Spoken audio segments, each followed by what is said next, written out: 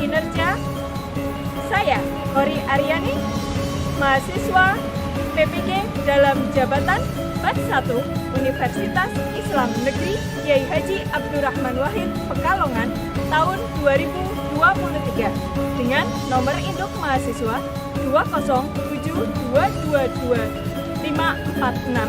Hari ini Senin 28 Agustus 2023 akan melaksanakan uji kinerja video pembelajaran dengan elemen Islam pada periode Rasulullah SAW mata pelajaran SKI dengan materi peristiwa sebelum kenabian. Selamat menyaksikan, mohon masukan, saran dan kritik yang membangun untuk perbaikan pendidikan di masa yang akan datang. Terima kasih.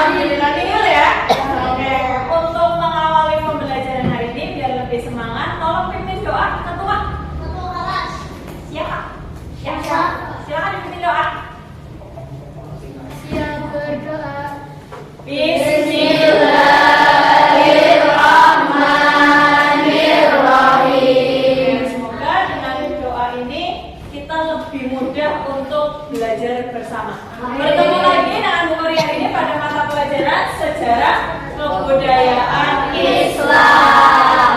Sudah semangat belum? Sudah. Berikan dulu semangatnya. Tepuk semangat.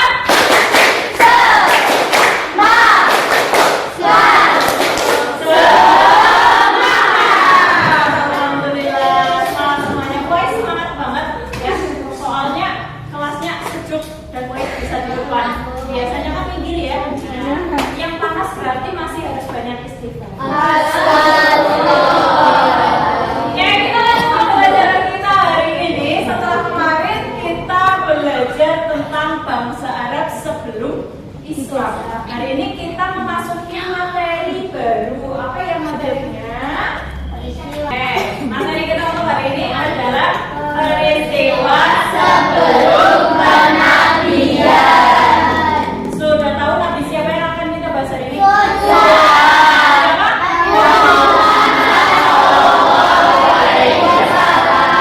Nabi kita Khatamul Anbiya, Nabi Muhammad SAW.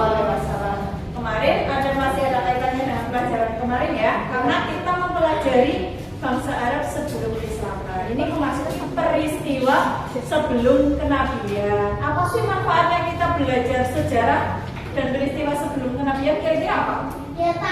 Biar tahu basic iya.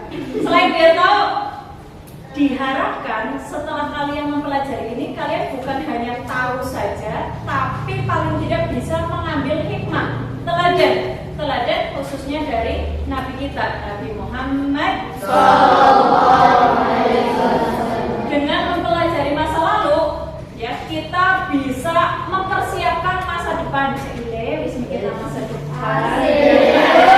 Jadi kalau misal kita mengalami suatu kesulitan, ya berkaca masa lalu dulu itu apa sih yang membuat mungkin masyarakat atau suatu peradaban gagal? Kita harus seperti apa biar masa depan lebih cerah? Pengen masa depannya cerah? Jangan sampai jadi generasi yang masa depan suram. Gelap ya. Peristiwa sebelum kenabian. Sebelum masuk ke peristiwa sebelum kenabian, ada yang tahu lagu kisah sang Rasul? Minta kalian mengetahui lagu kisah sang Rasul. Iya, tapi di lagu kisah sang Rasul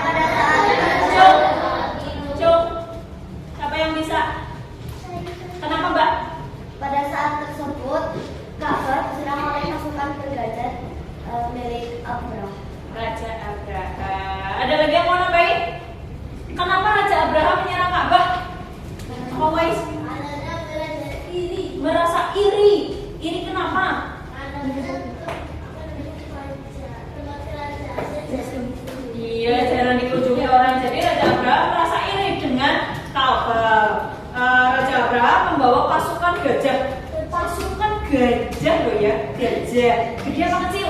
Gede. Ya. Kira-kira kalau menyerang suatu tempat bisa porak-poranda nggak?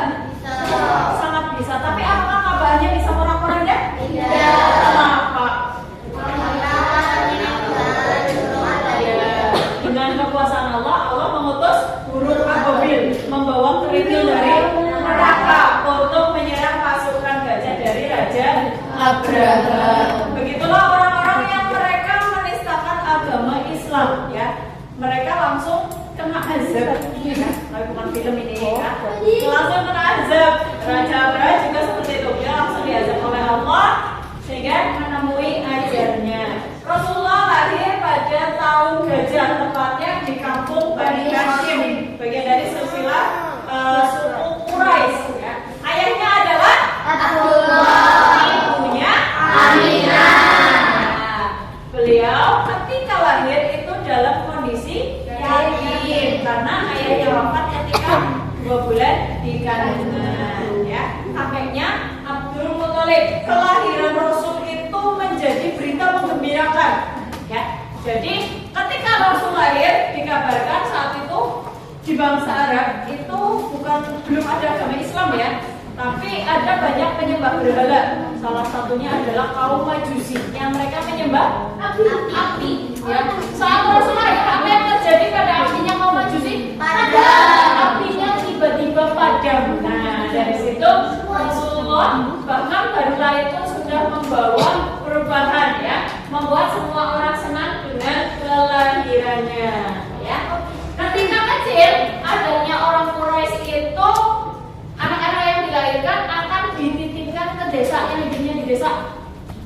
Guru juga di desa. Gimana kalau kita hidup di desa? Seru, asri, sejuk. Begitu Rasulullah, ya. Muhammad saat itu oleh keluarganya dititipkan kepada keluarga Halimatus Sa'diyah, tepatnya di kampung Bani Sa'ad, ya. Disusui oleh Halimah sampai berusia 4 tahun. Setelah 4 tahun dikembalikan kepada ibunya. Siapa ibu Rasul? Aminah. Nah, Rasul hidup dengan ibunya kurang lebih 2 tahun. Tapi pada usia 6 tahun ibunya wafat ketika sedang mengunjungi keluarganya. Sehingga ibu Rasul dimakamkan di kampung Abwa, ya, tepatnya di Madinah. Setelah ibunya wafat, Rasul diasuh oleh kakeknya. Siapa kakeknya? Abdul Muthalib. Balik loh, ya. Mana kakeknya, mana pamannya. Setelah kakeknya wafat, kemudian diasuh oleh pamannya. Siapa pamannya? Abu Thalib. Nah, Rasul ketika remaja, berarti kan remaja, ya. Ketika remaja itu sering mengikuti pamannya berdagang. Kira-kira dagangnya mana? Pada suatu ketika Muhammad kecil remaja mengikuti pamannya berdagang ke negara Syam. Di perjalanan, ya, beliau bertemu dengan seorang pendeta Nasrani, namanya siapa? Buhairah. Pendeta Buhairah itu melihat tanda-tanda kenabian yang ada pada diri Rasul. Apa tanda kenabian yang muncul saat itu?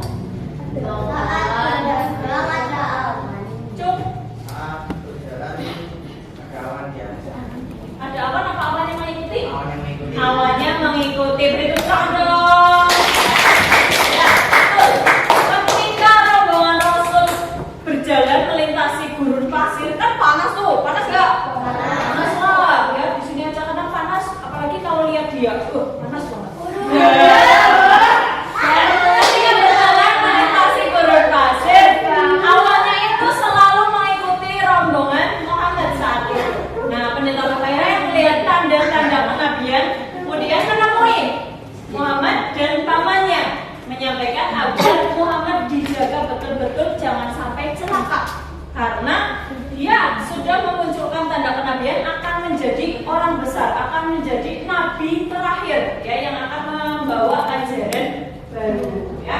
Nah, itu Rasul ketika masa remaja. Kemudian pada usia 25 tahun beliau membantu seorang saudagar kaya perempuan, dan ini suaminya sudah meninggal, ya, namanya Khadijah binti Khuwailid.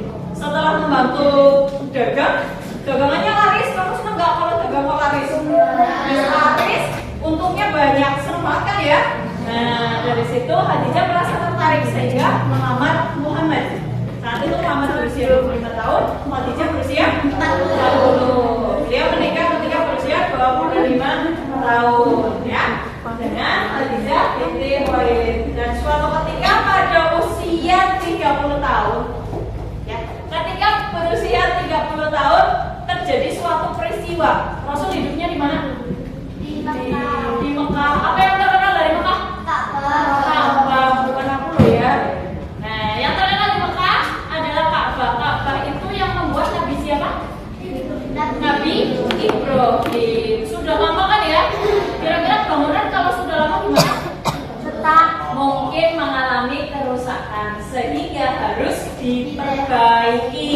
Nah, ketika direnovasi, batu hajar aswadnya diturunkan. Selesai renovasi, timbul masalah. Apa masalah yang timbul? Ketika harus meletakkan batu hajar aswad, ya. Ketika harus meletakkan batu hajar aswad, pemuka agama yang hidup di sekitar Ka'bah itu berebut, semuanya ingin mengembalikan batu hajar aswad, sehingga dibuatlah sayembara. Teman, ya, siapapun yang besok datang paling pagi, ya, memasuki lingkungan Ka'bah, dialah yang berhak untuk mengembalikan batu hajar aswad. Esok paginya sampai yang datang paling gak sih? Bukan kalian? Bukan kalian? Belum lahir. Iya, kalian belum lahir ya. Kalian jadi pendapat saat ini saja. Nah, Nabi Muhammad datang paling gak sih? Kira-kira apa yang dilakukan Muhammad saat itu? Sholat. Ketika diberi kesempatan untuk meletakkan batu hajar aswad, apa yang dilakukan beliau? Bermusyawarah. Ya, terus ngapain? Beliau melepaskan sorbannya, dan sorbannya diletakkan di tengah-tengah, ya, batu hajar aswadnya diletakkan di tengah sorban. Kemudian memanggil seluruh pemuka agama yang hadir saat itu untuk memegang ujung-ujung sorban, sehingga batu hajar aswadnya dipotong bersama-sama. Nah, akhirnya semua pemuka agama mendapat kesempatan untuk meletakkan batu hajar aswad. Kebiasaan orang jahiliyah saat itu, jika mereka menemui masalah tidak bisa ada cara damai, harusnya perang. Tapi dengan solusi dari Muhammad saat itu, perang bisa dihindari. Batu hajar aswad bisa diletakkan tempatnya, para pemuka tidak jadi perang. Dari situ Muhammad mendapat gelar. Apa gelarnya? Al-Amin. Apa dari Al-Amin? Orang yang dapat dipercaya. Apakah kalian juga Al-Amin? Kenapa? Masih belum dapat dipercaya ya? Nah, gak apa-apa, kita masih bisa untuk berusaha menjadi pribadi yang lebih baik terus, ya. Oke, ini Nabi Muhammad, Nabi kita, ya. Kita lanjut. Itu ketika berusia berapa tahun ya? 30, ya. Nah, ini ketika diangkat menjadi Rasul. Ketika diangkat menjadi Rasul, beliau setelah peristiwa peletakan batu hajar aswad itu sering merasa pusing dengan kondisi masyarakatnya. Kenapa masyarakatnya bikin pusing? Kira-kira kenapa? Iya, masyarakatnya banyak yang melakukan maksiat. Beliau menginginkan kehidupan yang damai tanpa ada maksiat. Merasa miris kalau ada orang-orang yang dilakukan seperti budak, sehingga beliau sering berkhawat. Apa sih berkhawat? Berdiam diri untuk menenangkan jiwa. Pada suatu malam di suatu tempat, jadi kayak apa ya? Suatu malam, tepatnya tanggal berapa ya? 17 anak khusus Ramadan, ya. Ketika satu malam 17 Ramadan di Gua Hiro, beliau didatangi oleh sesosok, karena bukan manusia. Didatangi oleh siapa? Malaikat Jibril. Malaikat Jibril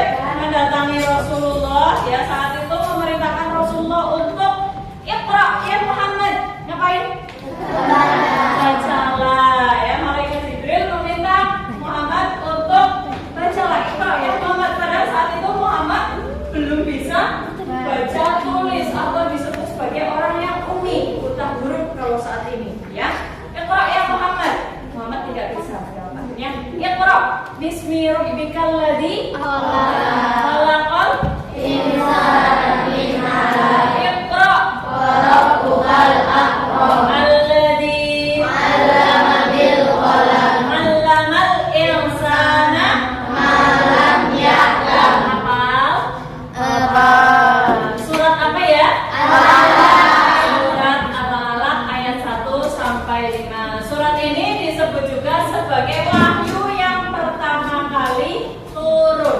Turunnya pada malam 17 Ramadan sehingga disebut sebagai malam Nuzulul Quran. Ada yang sudah hatam Quran? Ya, alhamdulillah sudah pada hatam Quran. Tetap dilanjut bacaannya ya. Walaupun turunnya ulang lagi dari awal ya. Syukur-syukur kalau kalian bisa menghafal ya. Menghafal, mengamalkan itu lebih baik ya. Surat Al-Alaq ayat 1 sampai 5 disebut wahyu yang pertama kali turun. Dari sini Rasulullah mulai diperintahkan untuk berdakwah secara diam-diam atau sembunyi-sembunyi. Quran surat Al-Alaq ayat 1 sampai 5. Setelah turunnya surat ini, Rasulullah mendapatkan misi untuk berdakwah bahwa beliau sebagai rahmatan lil alamin, ya, rahmat atau ampunan bagi seluruh alam, ya, rahmatan lil alamin. Yang kedua, beliau disebut sebagai pembawa kedamaian. Kenapa disebut sebagai pembawa kedamaian? Dengan hadirnya Rasul di tengah masyarakat Arab yang saat itu suka berbuat maksiat, beliau itu seperti penolong bagi orang-orang yang tertindas. Ya. Nah, itu disebut sebagai pembawa kedamaian dan pembawa kemajuan bagi masyarakat. Lebih lengkapnya nanti ada di materi Islam periode maju. Sampai sini ada pertanyaan? Cukup jelas? Yakin? Kita lanjutkan yang berikutnya. Selanjutnya, setelah kalian dapat materi ini, Bu Guru minta kalian untuk berdiskusi. Nanti silakan buat kelompok masing-masing diskusikan materi yang ada di sini. Setelah selesai diskusi, nanti kita presentasi. Paham? Berapa? 7. Ya, putra 7. Kalau yang dapat 6 boleh, 7 boleh, 5 boleh. Yang penting jangan sendirian, nanti kamu coblok.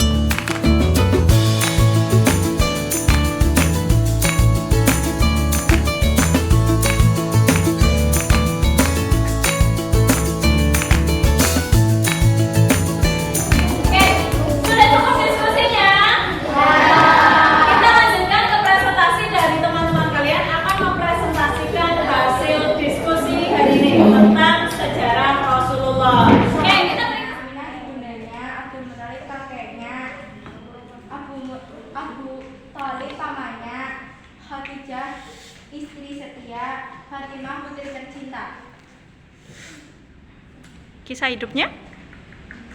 2 bulan di kandungan, wafat ayahandanya, lahir pada tahun gajah, disusui oleh Halimah.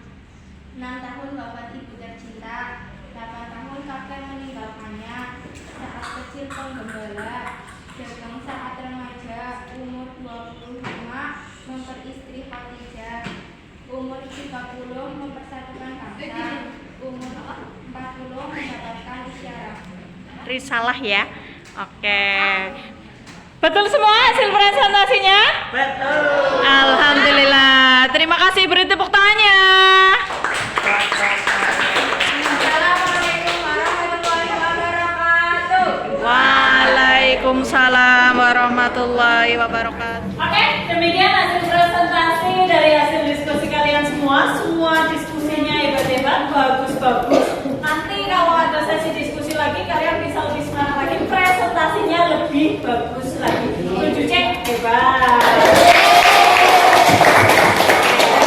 Karena kita sudah menyelesaikan diskusi dan teman-teman kalian sudah presentasi, sekarang saatnya Bu Guru ingin menguji kemampuan kalian. Ya, sudah siap belum? Sudah.